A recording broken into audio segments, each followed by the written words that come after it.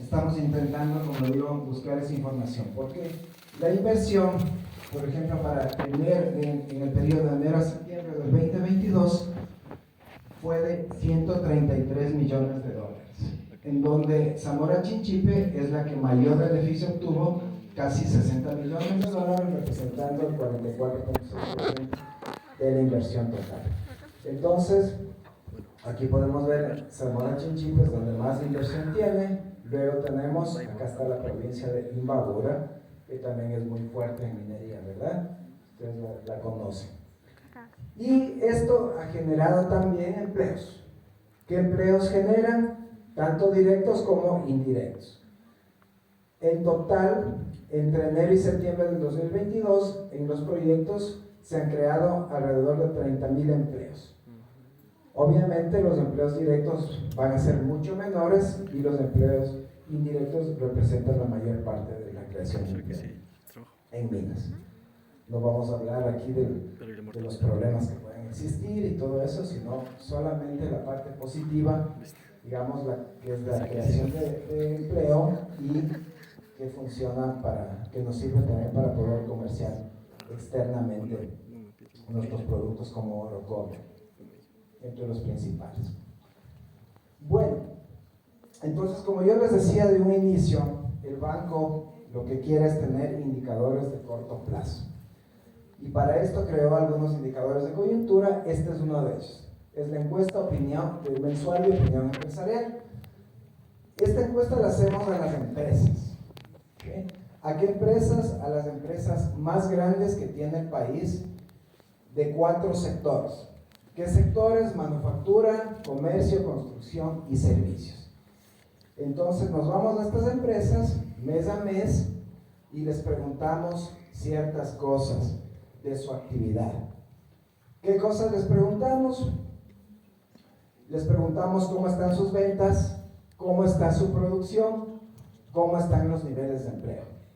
¿Por qué nos interesa saber eso? Porque en función de cómo se mueve el sector empresarial, nosotros, o los decidores de política económica, podemos tomar las mejores decisiones respecto de qué hacer en ciertas variables económicas, como ustedes conocen, ¿no es cierto?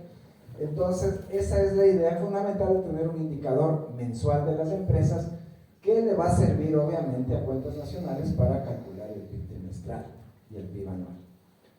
Entonces, hacemos una investigación al momento, la hemos modificado, tenemos otra metodología que nos parece que es mucho mejor, que la hemos revisado conjuntamente con CEPAL y otros países de América Latina para poder tomar un indicador que sea mejor. Entre todos los sectores procuramos llegar a cerca de 1,000 empresas grandes. Cada sector tiene diferente número de empresas. ¿Por qué no es equitativo? Porque en las empresas, cuando nosotros obtenemos, digamos, tenemos ya, si es que hay 3,000 empresas, como es el caso de manufactura, no les vamos a investigar, no necesitamos investigar a las 3,000 empresas, porque sabemos que en este caso, creo que tengo la mina, no, acá. Bueno, sabemos que en este caso las 300 empresas más grandes que corresponden a manufactura abarcan más del 60% del total de producción y ventas. Entonces, ¿para qué vamos a ir a investigar a las otras? Eso sería una pérdida de tiempo porque representan muy poquito, ¿no es cierto? Pese a que son grandes, representan muy poquito.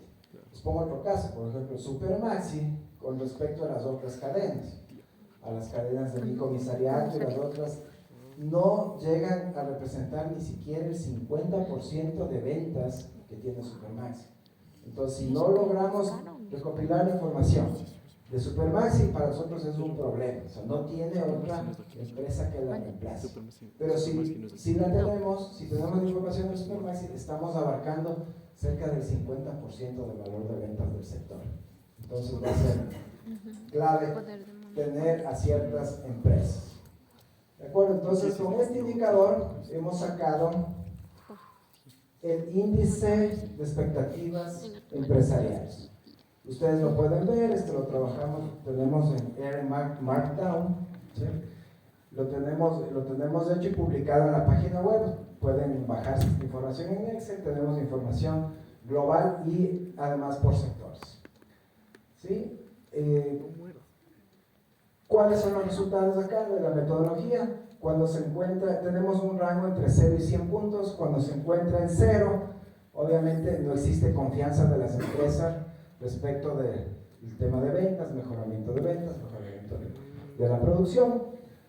Cuando se encuentra en 50, decimos que la confianza se ha mantenido, y cuando está sobre 50, decimos que hay mayor confianza.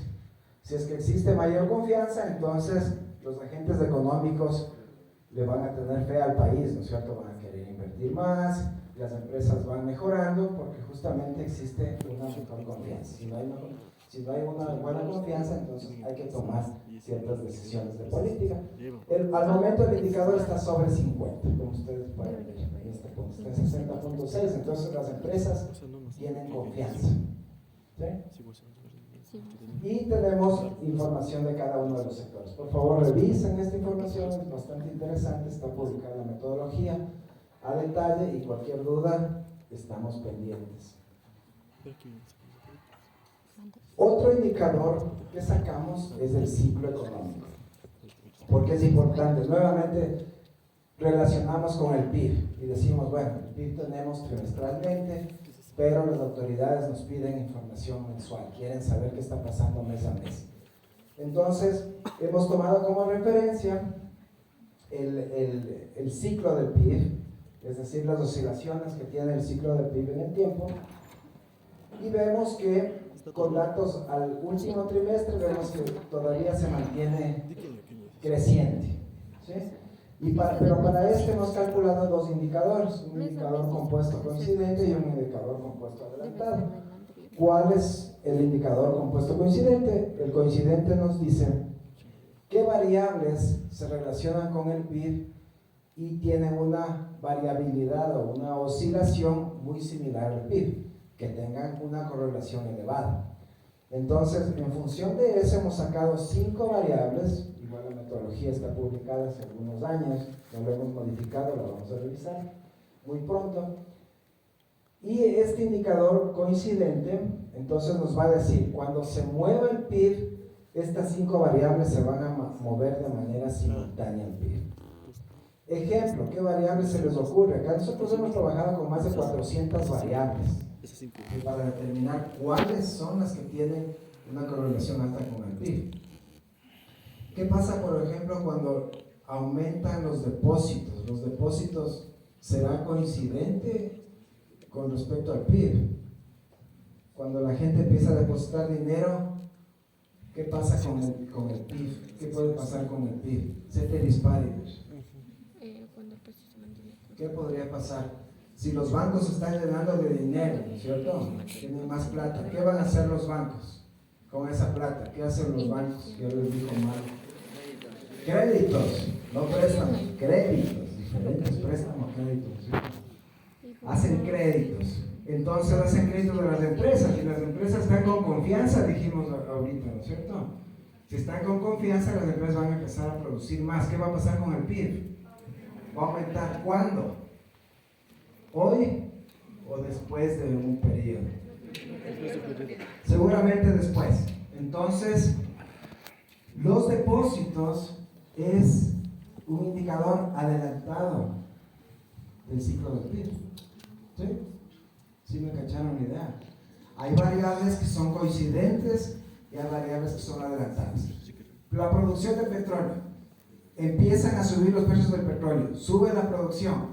¿Cuánto sube el PIB? El PIB va a subir, ¿verdad? Si sube la producción de petróleo. ¿Sube hoy o sube después?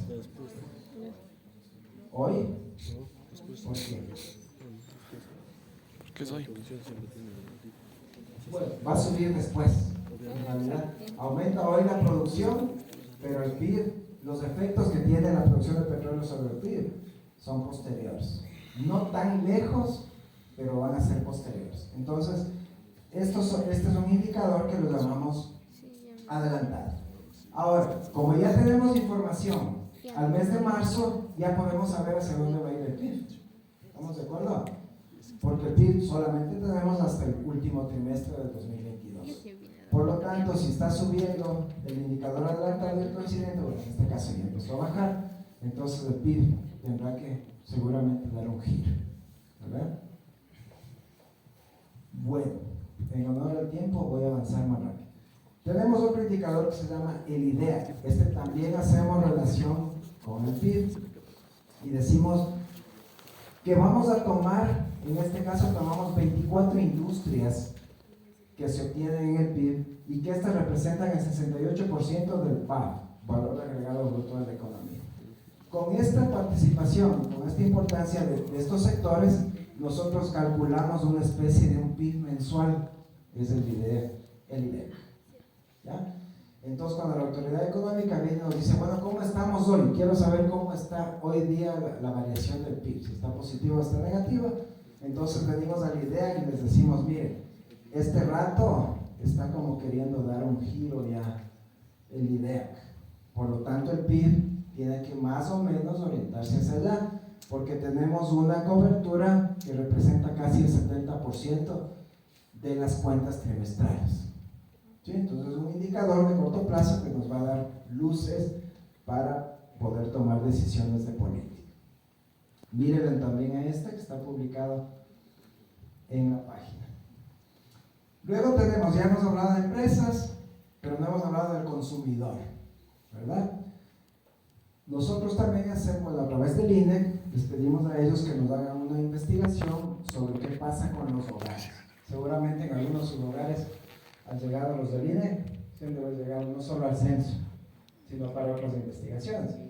Otra, contesten por favor las encuestas porque son importantes para el Banco Central y para todos nosotros, ¿no? Para ustedes que están estudiando economía necesitamos datos, ¿no? Lo que más necesitamos es información.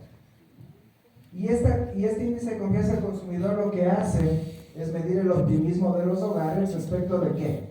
Respecto del consumo de los hogares, básicamente. El tiempo presente y el futuro.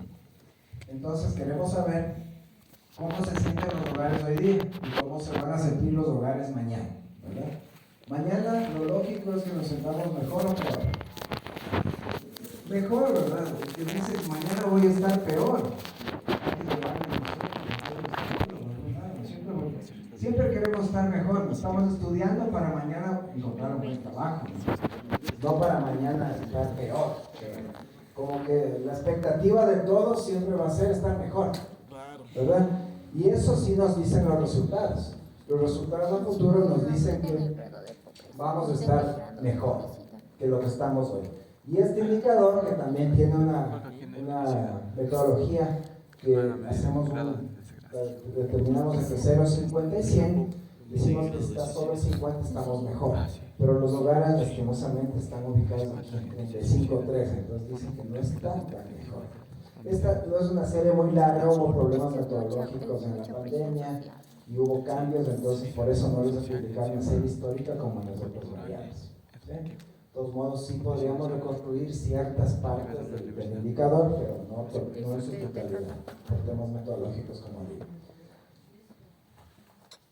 Finalmente, ahora sí, las finanzas públicas. Obviamente el MEP lleva las finanzas públicas, pero en coordinación con el Banco Central. Recuerden ustedes que tenemos la ley en la que faculta al Banco Central realizar el control de la liquidez, ¿verdad? Y nosotros tenemos la obligación de tomar en cuenta también un análisis fiscal conjuntamente con el MEP, como digo. Pero ¿qué parte es la que el Banco Central está analizando? Es básicamente el sector público no financiero. El sector público financiero, las sociedades públicas financieras no las manejamos, solamente el no financiero. ¿Y qué parte del sector público no financiero analizamos? El gobierno general y las sociedades públicas.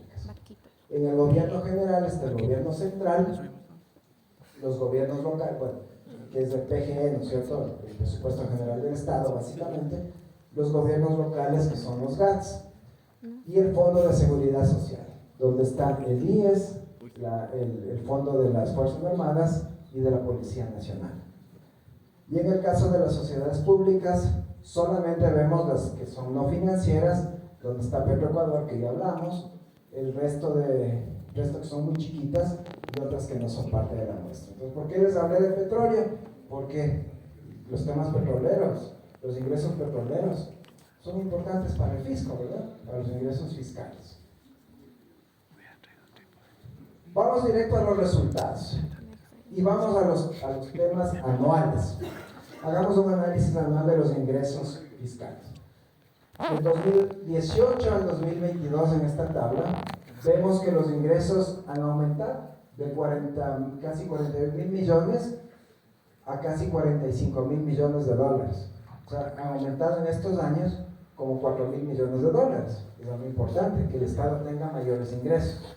Pero ¿dónde se canalizan más los ingresos? Porque puede ser un tema de precios de petróleo y fin. O sea, aumentaron los precios, pues decir, qué buena gestión del gobierno, ¿no? Pero no es así. Si suben los precios del petróleo, ¿dónde está la gestión del gobierno? Que ustedes saben que es un commodity con fijación de precios internacionales. Entonces, a ver, ahora sí veamos la tabla. ¿Dónde están los mayores ingresos? Del sector público no financiero. ¿Dónde están? ¿Sí se ve? No. ¿No se ve? No. Esa era la idea. No se ve. Para que no me vayan a cuestionar. Ya, qué pena que no se vea. Bueno, tenemos dos campos: ingresos petroleros e ingresos no petroleros. ¿No se ve? No. No, uy, y eso Nada. con entes, nada. Bueno, Ni con su por 10. los ingresos petroleros son 16.600 millones y los no petroleros 28.000 millones. Ah, entonces la mayor recaudación de ingresos del país no es en el petróleo. ¿En dónde están? En los ingresos no petroleros. ¿Y cuáles son estos ingresos no petroleros? Los ingresos tributarios. Por ahí es donde más recursos ingresan al Estado. ¿Y a qué ingresos tributarios? Fundamentalmente, ¿cuáles? IVA. El IVA. ¿El IVA es un impuesto directo o indirecto? Directo. ¿Ah? Directo. Indirecto. ¿Y por qué es indirecto? Porque te indican que te no. ¿Por qué es indirecto? Porque solamente me cobran cuando consumo, Sí. ¿verdad? Le compro un par de zapatos, me IVA. cobran el IVA, ¿sí o no? Sí. Y si no compro, No. no. Entonces es un impuesto indirecto, ¿verdad? El segundo ingreso más importante, ¿cuál será? Es el impuesto a la renta. ¿Impuesto directo o indirecto? Directo, ¿cuál es? Directo. ¿Por qué es directo? Porque es así. Me cobran porque me cobran, ¿verdad? Es obligación que me descuenten el impuesto a la renta con los diferentes niveles salariales. Ingresos salariales. Al igual que el descuento al IES, ¿verdad? El aporte al IES también va en función de nuestros ingresos. Entonces, estos son los dos impuestos más importantes en la recaudación. Entre los dos llegan a más de 10.000 millones de dólares. Llegaron en el 2022. ¿Ya? Es decir, casi igual, bueno, no tanto igual, pero se acerca mucho a los ingresos petroleros. Entonces, no es nuestro ingreso principal. Y luego aquí están los demás ingresos que son arancelarios, otros impuestos, los de la seguridad social, ISFA, ISPOL, etc. Entonces recuerden cuánto teníamos de ingresos en 2022, casi 45 mil millones de dólares. Y los gastos, más de 45 mil millones de dólares. Entonces miren ustedes, cuando ganan los gastos a los ingresos se llama déficit, ¿no es cierto? Eso es lo que tenemos. Nuestros gastos más fuertes, ¿dónde están? Están en los gastos permanentes. ¿Ok? ¿Y dónde están? Es en compras de bienes y servicios. ¿Qué se registra en las compras de bienes y servicios del gobierno? ¿En qué gasta el gobierno? ¿Por qué compra el gobierno? ¿Qué nomás compra? Para construcción de carreteras, para hospitales, seguridad, educación, salud en general, ¿verdad? Entonces, ahí están los principales gastos del gobierno. Mira cómo está. Han aumentado, se han aumentado del 2018 acá, pero los ingresos, recuerden que les dije que han aumentado en 4 mil millones de dólares. Entonces, ese aumento de los ingresos también genera que podamos tener otros tipos de gastos. Los sueldos y salarios, por lo tanto, el gobierno siempre ha dicho, el gobierno actual más que nada ha dicho, que los salarios, los sueldos y salarios no han aumentado. Aquí están los datos, aquí están las cifras, y ustedes pueden comprobar que no han aumentado. Sí, no. ¿De acuerdo? Ustedes ya van a ser economistas, estas cifras tienen que tenerlas ahí, en el día a día, ¿no es cierto? Saberse casi de memoria, es una regla, ¿no es cierto? Cuando les pregunte cómo están los ingresos, esta es la tablita, está publicado, y cómo son los gastos, este es acá, todo está publicado, tienen que saberlo súper bien, ¿no es cierto? Defender esta información. Muy bien, y ustedes ya pueden ver el detalle con sus notas en pies de páginas de los gastos. Pero entonces, en los indicadores fiscales tenemos ingresos menos gastos, se llama resultado global, ¿recuerdan? Macro 1. Ya. Los ingresos menos los gastos que excluyen los intereses, resultado primario. Entonces, ¿cómo está nuestro resultado global? Al 2022 sigue siendo negativo, hay déficit, pero es menos negativo que años anteriores, lo cual es importante, ¿sí? Porque el financiamiento va a ser menor, va a tener que ser menor. Y luego si vemos el resultado primario es positivo para el 2022. Recuerden que la única diferencia eran los intereses. ¿Ya? Con esto ustedes pueden hacer muchísimos análisis para sus diferentes estudios, ¿verdad?